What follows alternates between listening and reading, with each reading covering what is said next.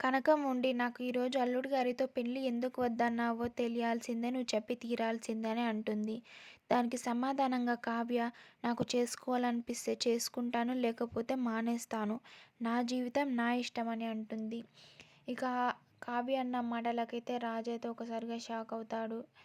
ఇక ఇందిరాదేవి ఉండి కనకంతో చెప్తుందనమాట.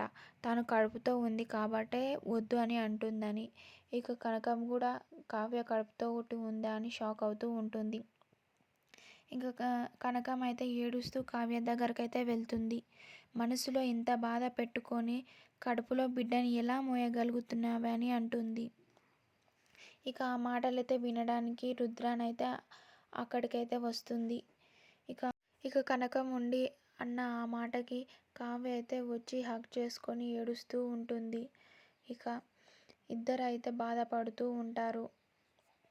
ఇంకా నెక్స్ట్ ఎపిసోడ్లో తెలుసుకుందాం అసలు రుద్ర అనే వాళ్ళ మాటలు విన్నదా లేదా. అంతవరకు ప్లీజ్ సబ్స్క్రైబ్ మై ఛానల్.